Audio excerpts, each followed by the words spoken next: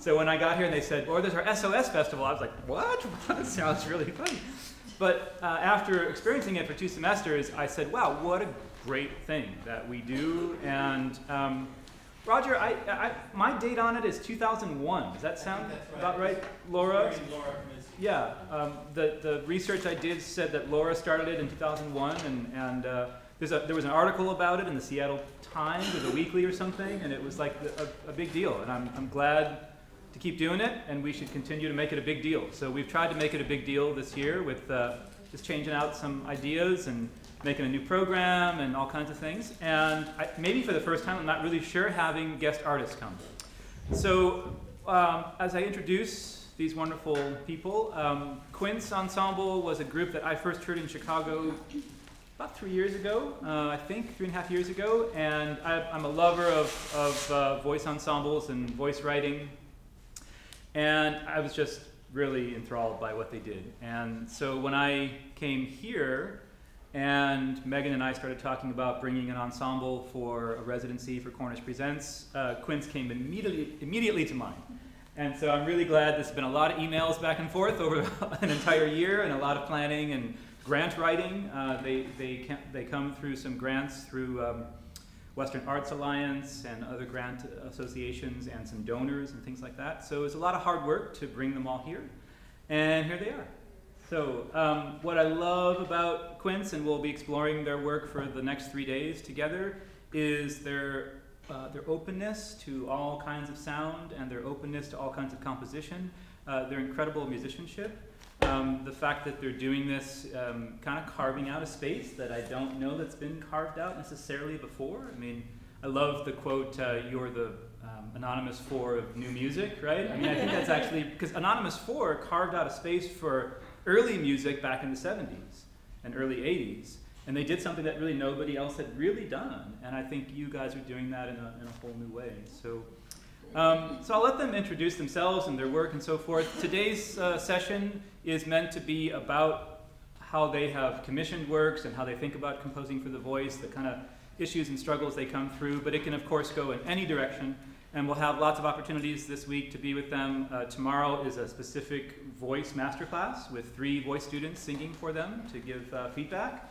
And then on Friday will be a kind of pivot discussion where I'm going to be interviewing them with all kinds of hard questions. Yes! Yeah. So, welcome, Quince.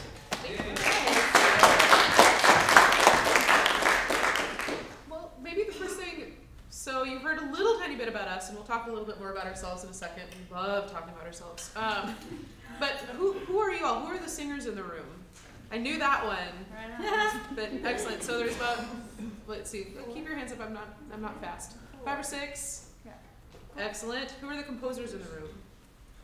Who are just here because they got the day off of school and it's awesome? And yes. Okay. Who's lost? Excellent. Well, Hi. Yeah. Who are you? So I'm Carrie Shaw. So we are all based in different cities. I'm based in St. Paul, and I divide my time between contemporary music and early music. So about half of my life is spent in the 17th century, and half of my life is spent with my metronome. Beautiful. Yeah. I have a very intimate relationship with it. My name's Liz Peirce. I just moved from Kansas City to Winona, Minnesota, which is not St. Paul. It's a much smaller city, but it's on the Mississippi River, and we have these really nice little miniature mountains called bluffs. Most of what I do now is contemporary music. I procrastinate on writing a dissertation or document on contemporary music. That'll happen. And I work with these beautiful people. Hello. My name is Amanda, and I sing almost exclusively 21st century music, and I like to improvise a lot. So those are my 2 worlds, is commissioning new music and making it up as I go along. And then we all organize different things. So we self-organize Quince. We started this group in graduate school. Liz and I and Kaylee, who's invisible right now, started the school while we were in grad school together in Bowling Green, Ohio, and then Carrie came on a couple years later, And we book our own shows, and we choose our own repertoire, and we run all of those things on our own. So if you have hard-hitting questions about capitalism and contemporary music, then you can ask those. we love talking about that.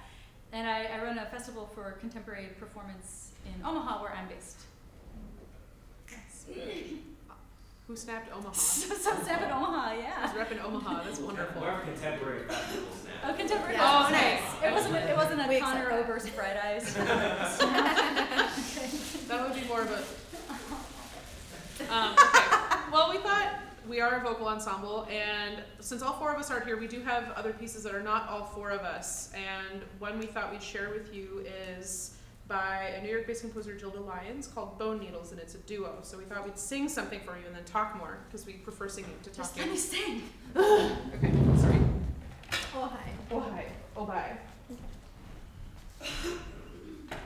So this is Bone and Needles. You don't want us to sing This to most you? awkward possible situation. I love singing at you. Okay.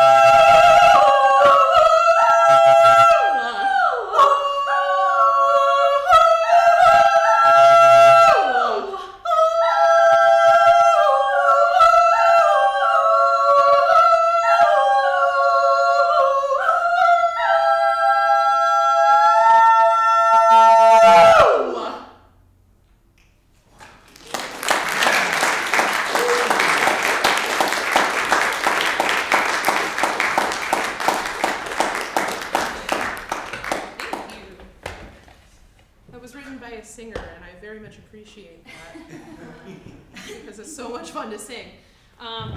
So we know who you all are, we know who we are, and we're a vocal ensemble, which there's one major type of vocal ensemble that everyone talks about, and it is the chorus or the choir. Is anyone here in a choir, chorus, vocal ensemble? The chamber, I know there's a chamber choir here, yes? Mm-hmm. Excellent. And you know, when you talk about choruses, usually there's treble and lower voices, at least in adult choirs. It's SATB. That's the understanding is there's SATB choirs, so there's a bass and you know, tenor and all that other stuff. And choral singing has always been part of the musical landscape. Some of the earliest singing, or some of the earliest music is singing. And throughout history, there's always been choral music. In these major traditions, like the Minnesota chorus tradition currently. Minnesota is a very good place to be in a chorus. There are many of them, and they're very, very good. Yeah. Oh, yeah. Wow. There are 5 professional choruses. Jeez. At least. Yeah. And then, you know, with choir, there's choirs in churches, choirs outside of churches. There are a lot of amateur choirs. A lot of people just like singing with other people, and to have the support of a bunch of colleagues around you. You don't have to be a professional musician to make beautiful music. You never have to be a professional musician to make beautiful music. But there's something comforting about being in a group with a bunch of friends on a Thursday night singing choral music. And so what we do is a little different from choral music in that we are almost always one on a part. So, and we're also a treble choir. There's a big tradition of treble choir music. There are women's choruses, children's choruses, choruses with men who are countertenors or singing in the higher male range. And we don't generally talk about ourselves as a chorus because we are one on a part, and because we see ourselves more as chamber musicians with this one on a part singing. We're all soloists, we're all solo performers, and generally unconducted, or if we do conduct, it's minimal through the 4 of us. And there's something I love about being part of this chamber ensemble because we are all soloists. We all sing solo music outside of this ensemble. We all do a lot. But when we come together, we have this flexibility of being chamber musicians, more like a string quartet, I think, than anything else. But it's not like a quartet of 4 violins. We're a treble ensemble, but we're all very different voices. So when we say treble ensemble, we just mean singing in a higher range. In the treble club. In the treble club, basically, yeah. So the 3 of us on stage are the 3 sopranos in the group, and Kaylee is a mezzo-soprano. But we don't have the same voice. We don't sound alike, generally, especially not when we're singing alone. And so because of that, and because there's not a lot of music that exists for chamber vocalists, we have to commission a lot. We have to ask composers to write us music. We do have a couple pieces, the Gilda Lions, and some of the music we sing was written for groups other than us. We sing a major piece by composer David Lang, which he actually wrote for Anonymous 4, and upon their retirement, we sort of snagged that work. And we'll be singing some pieces from his big vocal work, Love Fail, on our concert Saturday night. But when we work with composers, we can't just say, it would be very dangerous for us to say, well, we're 3 sopranos and a mezzo, go write something. Because what would come back is I'm forced to sing like a dolphin, and I cannot do that. I am not that kind of soprano. There are 2 sopranos in this ensemble that can sing like dolphins. What do you mean by that, Liz? What do I mean by that? I feel like that reference I understand, but... So when I say singing like a dolphin, I mean just in stratosphere with many ledger lines, ledger lines are so popular in the news about music right now. Mm-hmm. And singing very high. Who read that Met article? That article about the highest note ever sung at the Met? Great. We all rolled our eyes because we know Mariah Carey has recorded way higher notes than that. So we're like, yeah, right. Mariah Carey does real these fancy. People have ornamented. Well, it's also it's in some What does way. that mean? Yeah. In Yeah. some way, it's equating the highest note with like the best singer that's ever come to the Met, Audrey Luna, which Audrey Luna is amazing and can do such cool things, and Because singing of a her, high A is because one of of her them. skill, not Right. because she can Yeah. stratosphere. Right. Right. And that's the thing. Singing high, some of it is skill related, but some of it's also what larynx you were born with. Because that's the thing about vocal instruments. We do not get to choose what you're given, or like the instrument you have. You don't get to go to a store and pick out that one. Because if I had, I would be. I would not. I would be a contrabassoonist right now. Is what I would be doing. Because there are fewer of them. There are so many sopranos. But. So it's all shaping and you learning to use the instrument you have. And because we have such different instruments, when we talk to composers about commissioning for us, we have had kind of the luxury of being very specific. We have a little cheat sheet for composers of, this is Amanda, this is what Amanda likes doing, this is what Amanda is capable of doing that you might not have known she does, this is what Amanda doesn't like doing. And range is just the tip of the iceberg. Yeah. It's whether or not we can use vibrato in certain parts of our voice versus Easily. non-vibrato. Yeah. It's about, Amanda is way better than I am at doing things that are fast, like fast talking things. I don't do that, but I have perfect pitch. So we have two completely different skills that composers should use. And I think that composers' first instinct are to say, what is your range? And then when they find out what your highest note is, that's their first tool that they're like, I'm gonna use that. And that's just the very basic thing. What's so I think that the most iconic experience of that going wrong to me is that we got this piece, this microtonal piece, that was very within our range, but they wanted us to sing very, very quiet little microtonal clusters at the top of the staff. And we could not make it quiet. You want to try that? We Because can totally because of the natural resonance that we can't cut out of our voices. It was just this glaring, piercing, horrific sound, and the piece was called Lullaby. It's like, go to sleep, baby. Go to sleep. Tightly, little one. We could demonstrate that. Yeah. We wanted to sing Take a it. pitch.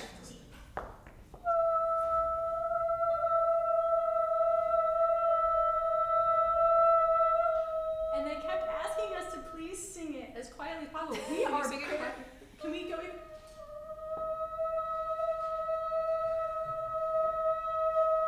The additive sound is just like that. I'm barely making sound. It just cannot happen. So it was the experience of hearing a person with a body singing as opposed to your MIDI.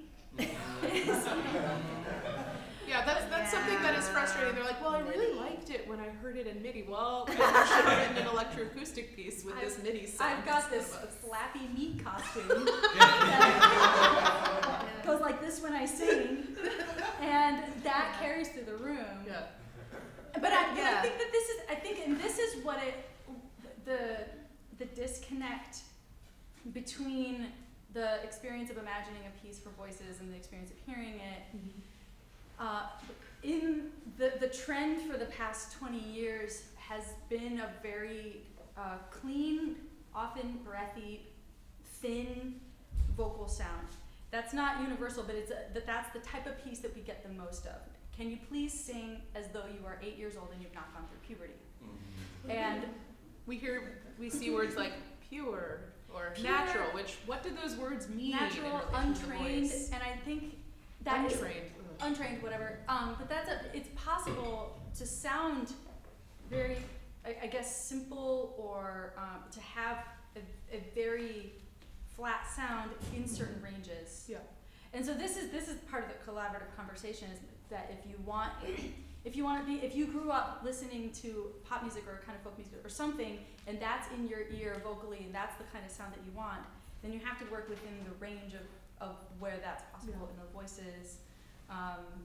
And so this is I think like the imagination of the voice versus what actually happens when we have bodies is something that can be part of the conversation when we talk to composers, and is part of the conversation.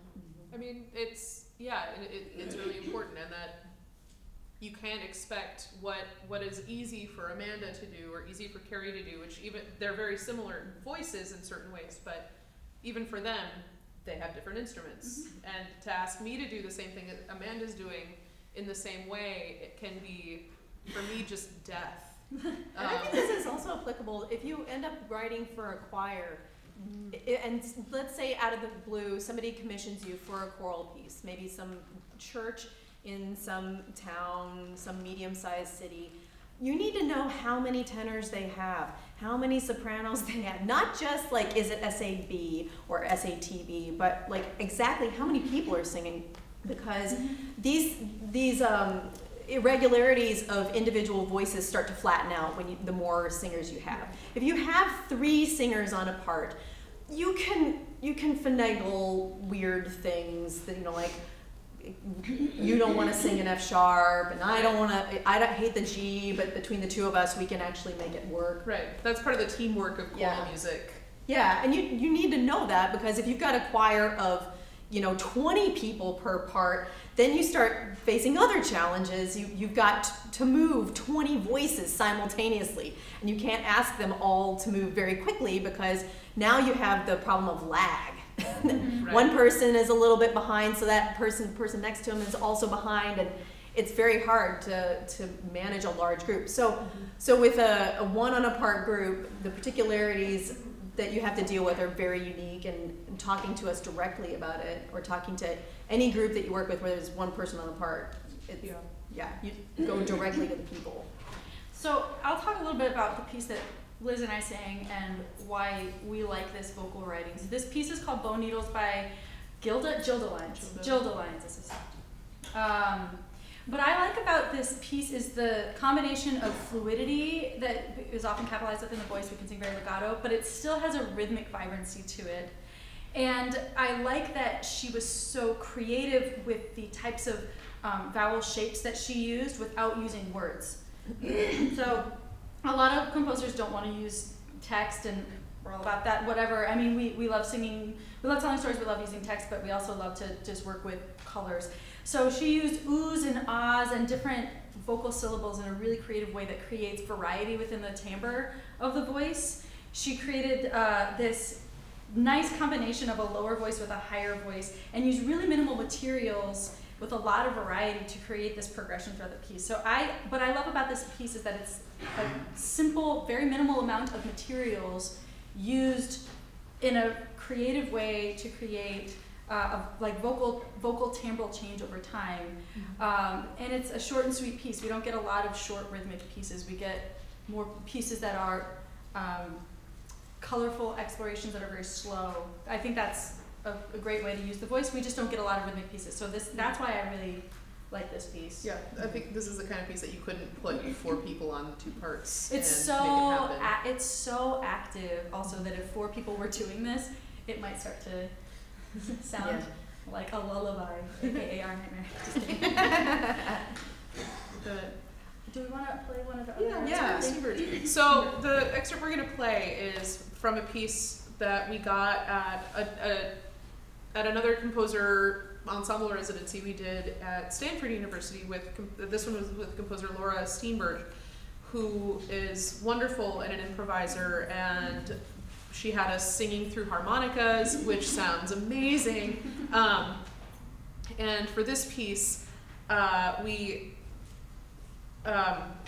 this movement, she did something that I completely love, which is using our voices in so it's a harmonic progression piece. It's all triads for the most part. And every triad, a different person is singing the top, middle, or bottom note. And because we have 4 different vocal timbres, slightly, though we do a lot of work blending and trying to sound as much like each other as possible, this piece, you get to change from top to bottom to middle, and hearing the slight changes in timbre as an ensemble, I think is just amazing.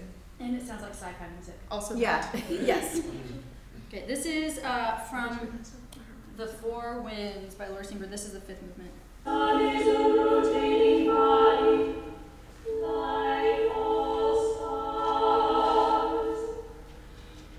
star goes from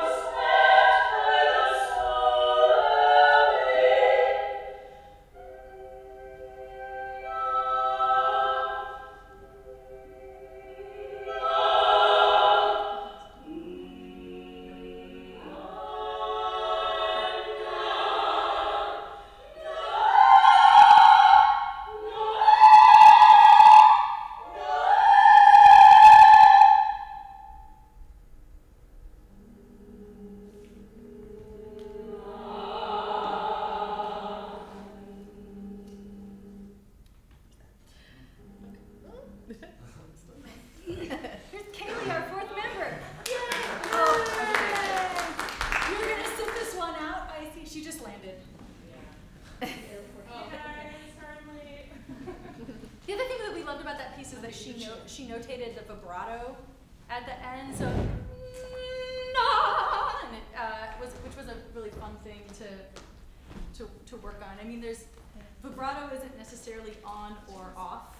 There are ways to use perturbations within the voice to create timbral variation. Do you want to introduce yourself? Hi, I'm Kaylee. How's She's your our flight? mezzo. I'm the mezzo of the group. I'm really jet lagged. But it's so nice to be here. Hey, It's 3 there you are. p.m. It's 3 p.m. Know where I am. I woke up at like 4 a.m. New York time Oh, good lord. to get here. But that's okay. Hello. I'm the only mezzo of the group, and I am new to this as well. So what did I miss? Well, we're talking a little bit about some of the pieces that we have commissioned or performed recently and why we like them in particular. Their Do you want to approach. talk about Warren's piece? Yeah, so we're gonna play a piece for you from our Hushers CD, the title track from Hushers, and it's by a guy named Warren Enstrom. And we actually discovered this piece at a residency just like this, in a student readings session, and he brought this to us, and we thought it was kind of nice. And again, it was the rhythm that kind of got us, because we get so many pieces that just want to use us as melody instruments, and we're always looking for something that's a little bit more active. And also this had the option of stereo, which we like, because with voices we can be anywhere, and I think that that's a thing that people forget, is that we don't have to have our hands attached to anything or a chair underneath us to play our instrument. We can go anywhere and be anywhere. We can position our bodies in any angle that we want to. It may not sound very good, but we have a lot of options physically. So this gave us that, and also he was really clever because he focused the piece really narrowly on variations of fricative sounds. So initially just starting with shh, and then using a bunch of different variations, and he just looked at the IPA line for fricatives and just kind of cycled through them using some Slavic sounds, so and then using voiced, and it kind of evolves into using voiced fricatives. And it's nice because we like trying to figure out what is something that hasn't been explored that actually has some potential to make brand new sonorities that could be developed into more pieces. So I think actually this is kind of a nice pedagogical tool actually to show people what the different sounds sound like, and maybe this evolves into him writing a bigger piece where he actually develops these ideas as their own kind of musical content. So Yeah, I'll play a bit of it. It's a little bit longer, so I'm going to play a bit at the beginning, and then where it goes into the sort of cool ending section, I'll play a little of that.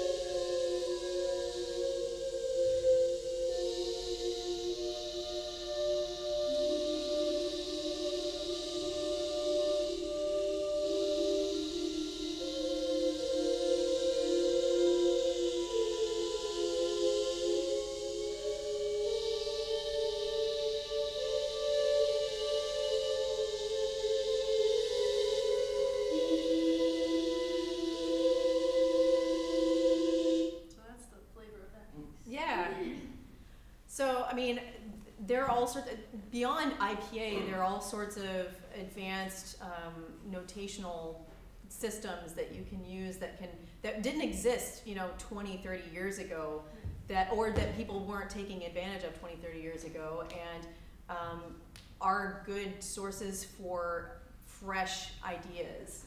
Even if this is ultimately a piece that is very identifiably musical. constant tempo, rhythm, moving sounds around, but it sounds fresh because he is going with the IPA rather than worrying about notes. He could have written a bunch of melodies. Could you explain IPA? Oh yes, sorry. Not beer. Yes. Not beer. No, yes. It is, but No, it's the International Phonetic Alphabet, which is symbology that assigns symbols to independent sounds, and there are great graphs, and they sort of run the gamut.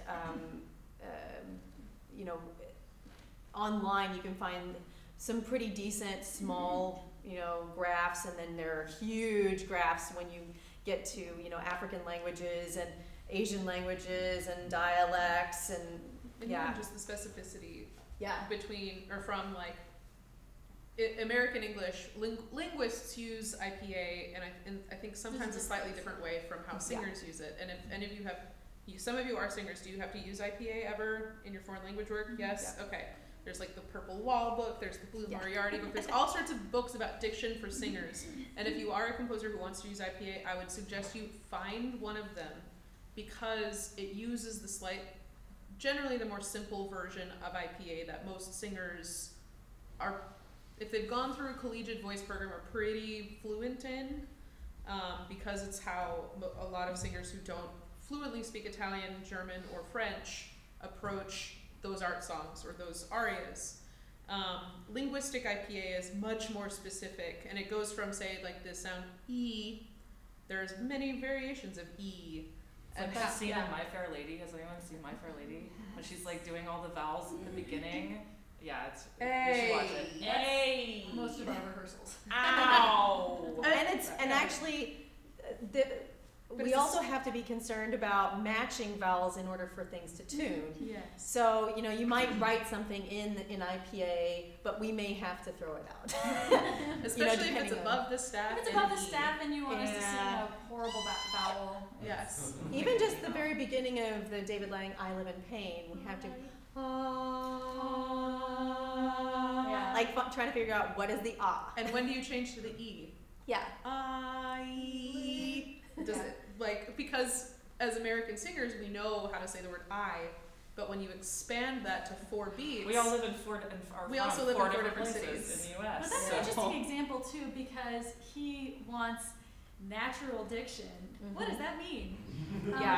He wants it to sound very casual. He wants it to sound as if we're speaking and whispering delicately into our friend's ear, and the bigger the hall, the less. Yeah. Right. Yeah. It should sound as if we're in your head, and if we're in a big concert hall, the practicalities of that, and our desire to say new. Oh yeah. New. Just like over. Whatever. Anyway. Where are we right now? It's 12:40. So but for IPA, if you're writing for someone that is classically trained as a vocalist, they will be fluent in IPA. I feel like that's just, so it's highly recommended. Oh, there's a question. Yeah. Do you think that IPA is essential for singers to learn even if they're not classical singers? If they are or not. If they're not classical Well, I think it's helpful. Okay. I think If you're going to be doing the music, or if you're going to be performing music that other people write, it is a shorthand tool for non-speech related sounds. Yeah, I mean, imagine you're in a group of 5 singers and you guys are trying to tune this one I-vowel, and somebody says, maybe we should go more in the direction of E. Then you probably want to write that in your score, because next time you get to that part, you don't want to be fishing around for the sound. You want to remember what it is, and it's better to know this is what I'm going to do, and this is the shape. I think it's probably even if you're not singing whatever classical music means, but if you're singing something in a language that's not your first language, it's useful, because and then if you're singing, like you said, non-linguistic sounds, It's also I feel as somebody who's had to teach diction in the past, which we've all had to do this, it's a way of learning a different facet of your instrument in a very specific way. And any singer, I think, benefits from knowing more rather than less about what they're doing. Like, this sounds weird, I'm not sure why this sounds weird. Well, you're making the diphthong really awkward. Yeah. Knowing what a diphthong is and how to change that is empowering, whether or not you're a classical, whether or not you ever care about singing opera in your whole life. Knowing more about how voices and larynges interact with language. I'm is singing big a deal. Messiah next week that is going to be in Spanish, and the guy who was coaching me is from Mexico City, and he wants it to sound like Mexico City Spanish. So I can speak Spanish, but he was coaching me on very, very specific sounds, like do not roll the R here, do not, put an I vowel at the end of this, so that when you say justo, it's not justo, that you don't get too throaty about the h. So even if it's something really simple, you can just, it and helps. I think that there's an efficiency about it. So Yeah. we all live in different cities, and we don't have extended rehearsal periods very often, and we don't have, like, we meet on Tuesdays and Thursdays, so we get together for 5 days and we go at our rehearsal period like that. So we don't have time to memorize specific sounds that way. If we can just write in an IPA, it cuts out The next time we come together, it's like ding. Yeah. precious minutes that Yeah. we need. And this is kind of transferable to other aspects of music we're given as well. IPA is a way of notating phonetics. It's a phonetic alphabet past the old school phonetics, which are so weird to look at now. There are other aspects of notation that have already been invented that often, especially with some student pieces, we see somebody reinventing something that not already students, exists. like Or professional composers who are like, no one has ever done a microtonal piece before. I'm going to invent a new notation for it.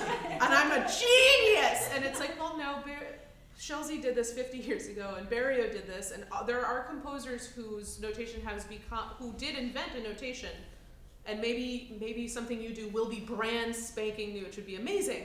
But for the most part, as composers, knowing the history of what you're trying to express and seeing, exploring, has somebody done this already? Is there something that's standard notation now for microtonal pieces, for inward singing? And there are resources. Yeah, there are resources available, and these things do exist and have already existed. The reason I whine about it is that every time we're forced to learn a new type of notation, usually I'm making it the one that's standard in my score. I'm rewriting the piece, and that takes time. Or looking at something and having to interpret it. Most of us have learned to read music, or we've all learned to read music. We learn but we learn a standard notation of music. We learn treble clef, bass clef. We know what the notes are on those staves. What those notes are, what they do, how they function. And when we look at them, it's like reading a book. You know what you're reading, as opposed to looking at in this font specifically, what does A look like? And then having to go forward. It's another type of shorthand. If we already know the notation, we don't have to spend time interpreting it every time we look at the score. We wanted to talk to you a little bit too about the recent call for scores that we did, and talk a little bit about texts and the kinds of trends that we saw in the call for scores. And What the is a things call that, for scores? So who has submitted something to a call for scores in this room? Aha! You kids, get on it. Yeah. Especially if they're free. There's no Yeah, I know. harm if it's a free call. Yeah, then email don't it. send it. But what is a call for scores? A call for scores is when an ensemble or an individual puts out a call, a document that states, I am looking for this. And usually it will be through something like, for example, the American Composers Forum. They have a weekly newsletter. What else? American Music, SCI, American Music Center. 15 Minutes of Fame has theirs. There are a ton of places where you can find this information, and they will usually say something about the instrumentation, the duration, the nature of the piece, And just to be fair, sometimes the age of the composer. Yes, Which is sometimes the age of the terrible. composer. Like you've got to be, under 40, or You had to be not born yet on have a new published moon. score. Or you live in New York or Minnesota, Right. or You have to be available for You the have to be a performance. Yeah. So So there are all sorts of Arbitrary rules, limitations. rules that relate to some element of why the group is doing the call for scores. So we did a call for scores, and we requested pieces that had a premiere already, and that were for 4 treble voices. And what else did we say about it? Well, it's No- 2 to no 4 treble instruments. voices, no instruments. Oh, yeah, right. Meaning no But if they piano. wanted to do electronics, they could do electronics, Yeah. but no Any, instruments. I think it was international, right? There was no Yeah. there was no stipulations of age, there was no stipulation of nationality Or how old it was. or how Yeah. old the piece was. Yeah. But it had to be submitted by a living human. Yes. Yeah. So that sort of helps that time limit issue. Yeah, I mean, and to Yeah. be very transparent, the reason we said we don't want a piece that hasn't been performed is every once in a while, and if you're a composer, I would not recommend doing this. In a call for scores where you say, send us a piece, if you have a piece for treble voices, send it to us. If it's something that open, what happens is somebody's like, I don't have one, but I'm gonna write one real quick.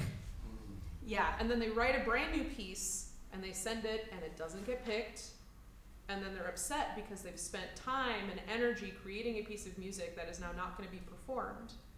And we didn't want to have to put it for anyone to be in that situation. And of course, it means there are a couple pieces that are just laying around in somebody's drawer that we're not going to see for this call. But it also avoids the heartache of saying, well, I'm really sorry, we didn't choose your piece. Well, I wrote it just for you. Yeah, I mean, I used to work at the American Composers Forum, and I ran their grants programs, and every year people would try to just stick stuff into calls that didn't belong there, and everybody thinks they're going to be able to get around it or figure out some way that, oh, well, they'll like this enough that they won't care that this is a 30-minute piece when they asked for pieces that were no longer than 10 minutes or something. And you just, it's just going to be immediately thrown out because you get hundreds of submissions. And that's the easiest way to throw something out is like, oh, doesn't fit the guidelines. Yeah. But what was Doesn't fit the interesting guidelines. about this call for scores is that because there's not a lot of existing repertoire for 4 treble voices, what we got were a lot of religious pieces. Choral scores. Choral scores. Yes. We got a lot of choral scores.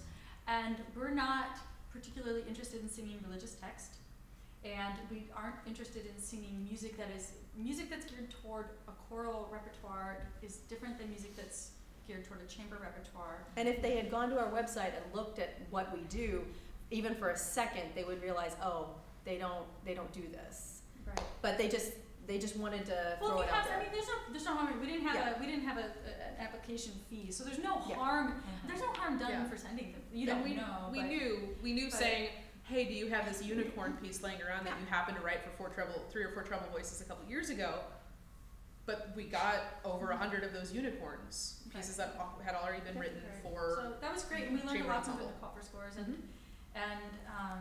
And we got to see a lot of pieces by a lot of composers that we've never seen before, some of which we didn't choose as our winners, but we're like, oh, this is an interesting piece. Let's remember this person. Let's remember this person. Yeah. So Or send things. we passed it on, like we know people in the choral world, Also and that. so we passed on several scores It's like this doesn't that were work not for right us, for us, but we knew might be right for another ensemble, or we know the choral instructor at Toledo, at Toledo University, University of Toledo. University of Toledo, and passed on a bunch of scores to him to do with his choir. So there's money for the performer or the composer that did not win our call for scores, but they get their piece performed by this other ensemble potentially. So and even if you get get a rejection letter, don't licensing feel bad. and- Oh Yeah. yeah, rejection letters Yeah. are like so common. Yeah. But it was interesting to get so many religious pieces and pieces that were so different from what we normally would commission, and one of the reasons that we do this and that we have this group is that we do have programmatic control of everything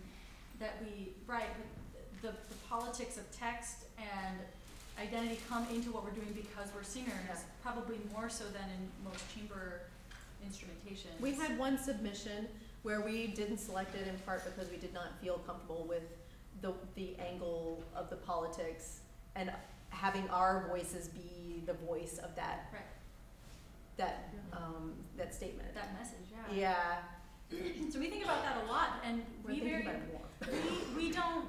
I mean, sometimes some of us sing opera, but we have been put off by that world and by the way lady types of people are presented in that world, and so we're very, very conscious when we're commissioning a piece and when we're working with a composer to talk to them about how we want to present our personhood to the world, the way our genders and everything are presented. And so this is another aspect of the commissioning process that occurs with the voice that doesn't always occur with other instrumentations, but that does occur sometimes, hopefully. We have time for questions, I think, at this point. Yeah. I have two questions. Yeah. First one, do you do pieces or perform pieces that require you to play other instruments, Yes. instruments, We and or have- your body as an instrument? We tend to, I think Amanda's favorite phrase is, what is it? Hands free does not mean hands available. So we don't always I love you. We don't always like to do that, But sometimes. depending, but Yeah. sometimes we absolutely do. We've done things Well, with, the David Lang piece has percussion. yeah, too. But, percussion. Percussion. we hit a drum Boom. once.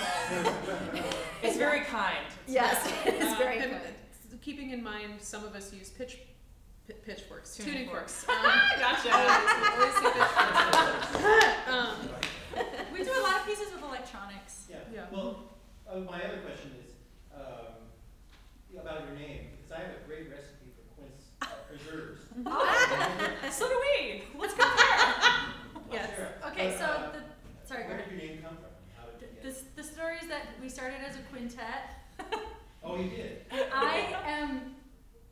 I'm really weird with spelling. It's not a thing that I do well, and so I was like, let's just call ourselves this thing, because it's kind of like we're a quintet, whatever. And then come to find out it's a fruit. And then our fourth member had life outside of music and is fifth member. And they wouldn't let me change the name to Quartz. We refused. Oh yeah, So we just kept it. And we thought maybe for branding purposes, the quince would go well once we figured out it was a fruit. But we do often, so we get called quince sometimes. No, less these days, Less but these days. yeah. We were originally called the Graduate Vocal Quartet, the GB Cuties, in graduate school, because we started at Bowling Green State University, or most of us did. Yeah. And I then was we never part of the thankfully, GB Cuties. yeah, then we thankfully changed it. Yeah. There's a question way up there, and then we'll come back to you. Yeah, I'm curious if any of you compose pieces for the group. Oh. Yeah. Actually, I think we all sort of have in different ways. So we've all arranged. Except for Carrie. Yeah, You've done she arrangements. So Liz has arranged a coil piece for us. Carrie arranged an early music piece for us. Kaylee has arranged, was it Talking Heads piece? Not a talking Dirty Projectors. Dirty Projectors, piece. I'm sorry. That's way cooler Oh, though. man, I'm sorry. That's gonna be amazing. I'm so on board. Ideas. But she also wrote a spoken fugue. And then I'm writing some songs based on ideas of Woody Guthrie. And we'll perform one on Saturday. Okay, we're gonna perform one on Saturday. Yeah. Yeah. So yeah, we all write stuff. Did you have a question? Yeah, down here. Yeah, that's you. Front and center. I was just curious as to the marketing / you were talking about earlier, just contemporary music in a capitalist. Oh, yeah, just like a quick answer. It will not make you wealthy. We're going to talk about this more, I think, on the day that we talk about businessy things. Friday. Bitnet. But I will say that the path we have chosen is sometimes difficult because we're not marketing ourselves in the way like a sexy lady string quartet type of. We're not typically going toward those tropes. The Spice Yeah. Girls. We're not the Spice It's Girls. also tough because we are not an But- ensemble that venues and presenters generally understand. When you say string quartet, even if it's a contemporary string quartet, it's like it's a string quartet. We kind of know what to expect. We know some of the repertoire. We could probably ask them to play Beethoven, and they'll show up and play Beethoven. We don't have a precedent in terms of ensembles like us. Even Anonymous 4, which is the most famous example of a women's quartet. They did mostly medieval Renaissance and Baroque, medieval and Renaissance music. Which they arranged. It was not Right. for their And that instrumentation. became their identity, and they made it a genre of music, which is amazing. And as sort of our musical foremothers, this is something really important. They did something very important, but we don't sing medieval and Renaissance I music. think that we do make it a little. We could make it easier on ourselves if we geared our repertoire in a different way, more tonal things or something. Pop. Yeah. Pop-oriented things. If we did pentatonics. I mean, if we were mainly singing things like How dare you. like the David Lang piece that we sing, that it would be easier to market ourselves. like Teague, But for I would die example. inside. Do you guys, are you familiar with Teague? Percussion It's a trio. percussion trio that we know, and we've sung with them a couple times, or on little Yeah. things. They also have an alternate. One of the guys in the group has an alternate personality that does sort of like clubby stuff that he happened to also record and have like Laurie Anderson and us on it. Like, you know, and so he's sort of he's playing the capitalism game by doing the thing that he really likes doing, which is the percussion stuff, but then also going in a direction where he knows that there's a wider audience that doesn't necessarily need to know anything about classical music, that's just going to listen to it in the background. Is this answering your question? We'll have a Ish. longer conversation about capitalism and contemporary music. Yeah. Oh, there's one right here. Yeah. Question? Yeah. First of all, was it weird walking into a room and hearing your own voice earlier? Just now? Yeah. That's funny you ask. No, because I have to, we all do administrative work for the group, and have to pitch things, so we tend to we have to listen to ourselves a lot. And on the flight over here, I was listening to our third album. So you have the tracks now? We have always had the tracks. No, they haven't been edited together. They haven't been edited together. So we tend to have to do that a lot. It's not my favorite thing to do, but I feel like I've gotten used to it. Yeah. It's always a because we have humbling to. experience to be like, oh man, every time. It is interesting to listen to Chelsea at the gym, though. Do you listen to Chelsea at the gym? Our Chelsea? I feel like I just got like really called out just then. I listen to the Chelsea, but whenever I listen to it, I listen to the duo, so I don't feel like I have to analyze what I'm doing. We're talking about a piece that we recorded on our second album that is by a dead Italian composer named Giacinto Scelsi, who was like a count and lived in the middle of nowhere and invited people to his house to improvise, and he would tape the improvisations and he would find the parts he liked and have somebody else transcribe them for him. Really interesting, And then strange his dude. name's on the score. Right. But there are a bunch of pieces for Marvelous. microtonal treble duo and then quartet that are so much fun, Yeah. and I recommend you listen to them. Have you ever heard a piece of yours just randomly? Yes, and it's kind of like an off-putting experience. Or Like- listening to a voicemail or something that you left on someone else's answering machine, you're like, that's that I don't my hear the voice? sound of my voice, you know? Yeah. yeah. Never sounds as awesome as in your own head. Are there any Or other in the shower. Are there any other questions? Yeah. Or- I have a question. In terms of working with composers, just like what are things that you like or dislike, or ways of working with composers that, are good or bad or just different? Like just in terms of working with them. You mean like the process of developing a piece? Like Yeah. what that looks like? Or like in a room with them, we're working together. I think we The all like. process of developing the yeah. piece, and then also the process of rehearsing, I guess, too. If you ever come in, you're Well, I will say the one thing that we always try to avoid is having our first rehearsal with the composer there. Because, First that is, pancake. And I'm pretty outspoken about it these days, so Yeah. we don't have first rehearsals with composers. I And- think we're all yeah. pretty adamant about that. We Yeah. like the idea, composers who are very communicative and respect our ability and our need to say no, or hey, is there another way we can do this? Sometimes consent. and also to acknowledge their level of expertise. I mean, if somebody is writing their absolute first vocal piece, I would love to see a draft way before anything is finalized. I don't want to get a first draft that is like this whole piece, because inevitably there's going to be stuff that needs to be fixed, and I don't want you to have pinned this whole thing on Kaylee singing a high A really quietly when she can't do that, and then now the whole piece has to be reconstructed. So, but if a composer is very, very experienced, I mean, we just like talking to them, and then we get Sometimes if they live in different cities, we'll Skype or ask them, for one sort of workshop if we're like in town or something. And I tend to schedule, in my calendar I have check-in meetings where I just email the composer or text them or something and say, hey, how's it going? Do you have any questions?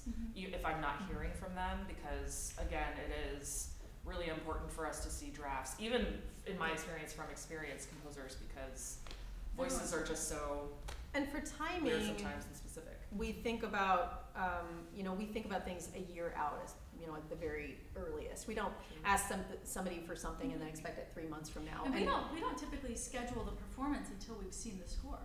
Yeah, never. At this point, because we want to make sure that the venue that we present the piece in is appropriate for the work, and that it, like, if you're writing something that's really delicate, we don't want to put it in a loud bar, and or vice versa. If you have some bump in piece, we don't want to put it in like a church. I don't know. Yeah. We want it to feel as though the piece is being celebrated with the surroundings that it's in. Yeah. So I think it's good for a composer to think in a long swath of time with little points along the way when there's check-ins, and then not to expect that the piece be premiered right away. And we do have a couple pieces that are just too hard for us to put together in the amount of time that we have. And we're just kind of holding on to them and saying, okay, we're just going to have to wait until we have a time when we know that we can only look at this for a week and a half. In terms of what I We'll never perform. What I love yeah, basically. What I love experiencing, and I think like in the new music world, when we talk about capitalism, we talk about this sort of like this thing that happens when people are like move up the ladder, not necessarily like because of some sort of existing power structure that they fit within. What I love, and what the Call for Scores kind of did, is when we get a piece from someone that's totally outside of our circle, or we find someone that's not just our buddy from grad school or whatever, who writes us a piece, or that we get a piece from that expands what we're already doing and that brings us out of our little silo of our subgenre of contemporary music.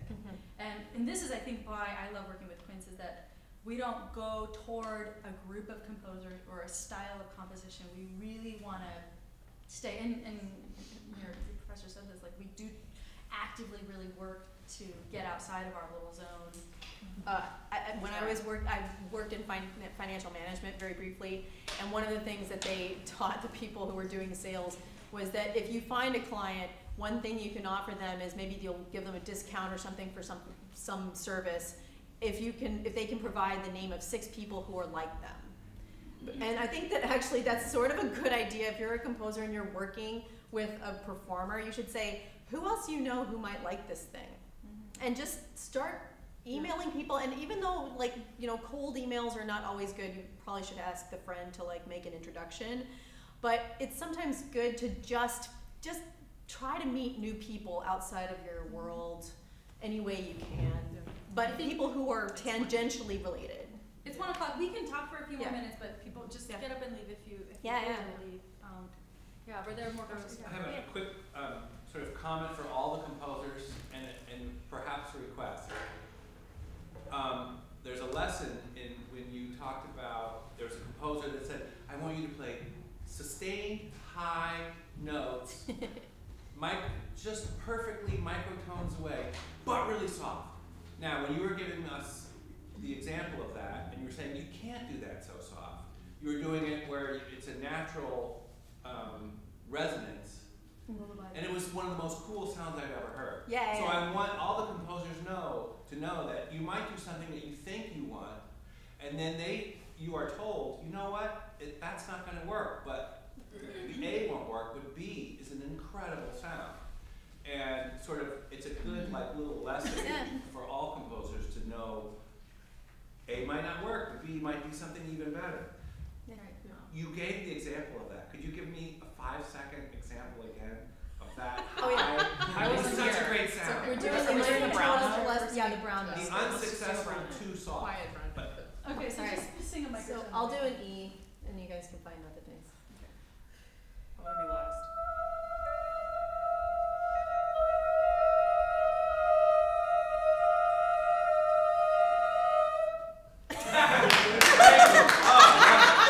It's so easy. And as you can hear, when the mezzo comes in, when you get that, she's our cello. I think the most annoying thing that happens sometimes to us, that people say all sorts of crap to us because we're 4 ladies. I don't know what it is. I just think they can say stupid stuff. I just missed that. Oh, don't you just miss that low end? I just really like that low end. Don't you guys ever sing with dudes? Don't you? Where's the men? What do you mean by that? I'm trying to say. So anyway, but we have this mezzo, and we call her the brown note. Just it's not quite. It's not. Hold on. Never to her face. Just wait. Okay, no. It's not a blue note. explain. The brown note is what happens when we all sing with vibrato, microtonally, loud. Yeah, that's Above the staff. Or close to the Should we staff. demonstrate Yeah. Oh my that? god. Yes. Please.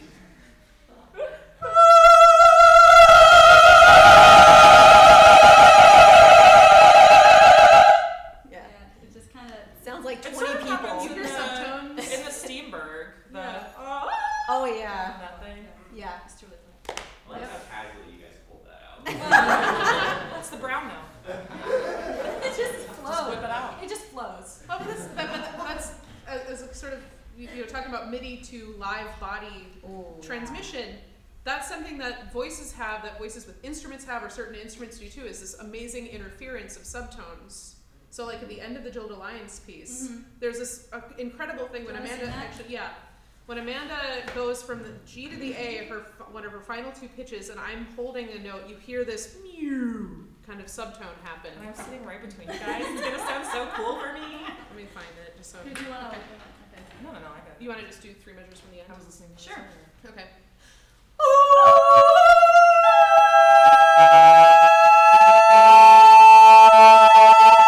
Did you hear it? I felt amazing. Do it again. yeah. Anything else? One more. Oh, I'm sorry. Tom, I think Anya had a question up here as well.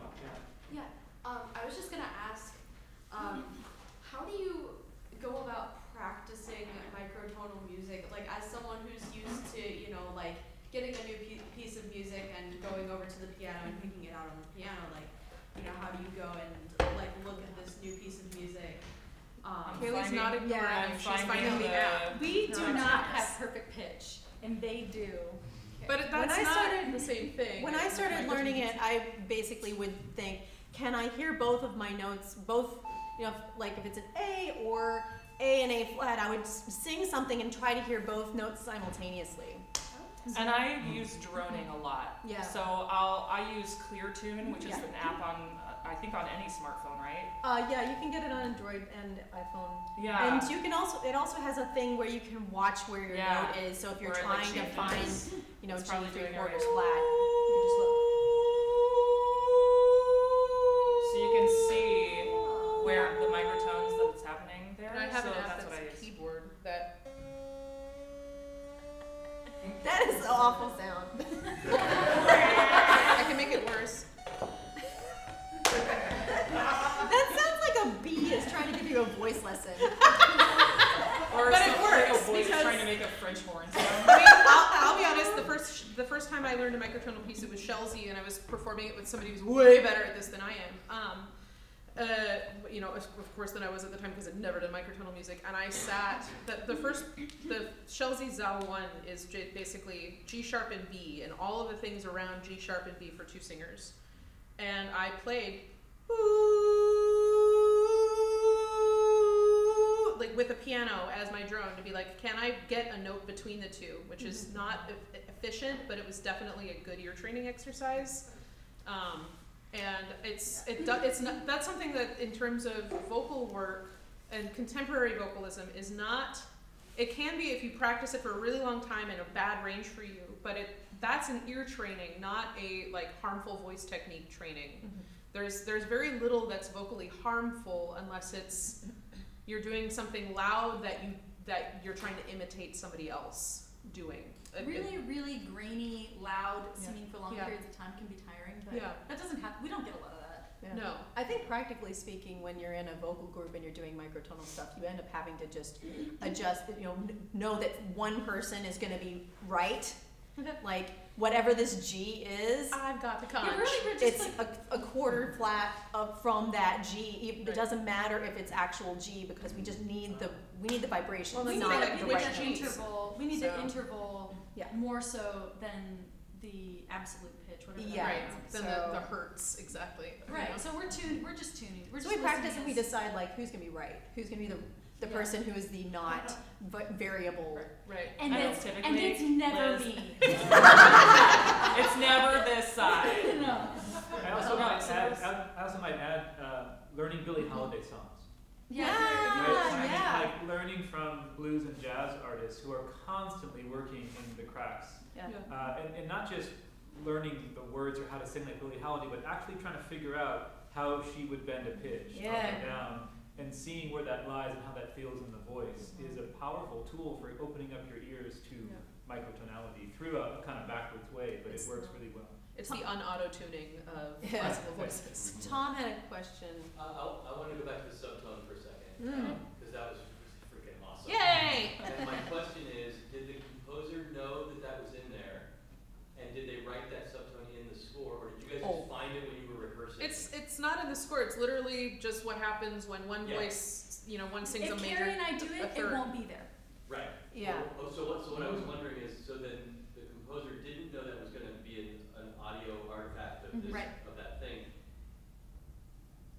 Once the composer knew that, I don't think she knows. Oh, she doesn't know it yet. Okay. Yeah. She might not. Because if that were in my piece and I heard that, I'd be like, oh, let's rewrite this piece and use that third element as a part of the piece. Yeah. I'm wondering about if you have you done music where those subtones are actually part of the composition? No. Not exactly. I've had there's only one piece that I've ever found that I think has a deliberate subtone, and it's this obscure duet for clarinet and soprano by Elliott Carter, his Louis Stokowski poems. Yeah. There's one where there's the two players, there is a subtone, and then like the next thing the singer sings is that exact pitch.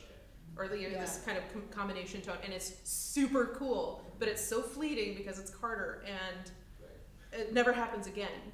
And maybe it was even an accident for him, because maybe he just was like, oh, that note somehow seems right now.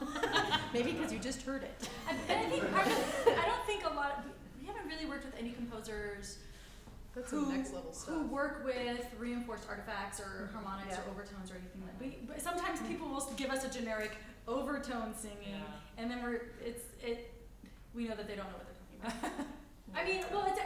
Or they assume that we don't know anything about it, so they don't give us anything more specific, because that's just not a style of music that Even the artifacts like in music for 18 musicians, which are audio artifacts, those subtones that are there. I mean, he didn't know those were there either, and they're now a third counterpoint in that piece. Right. It's just very interesting.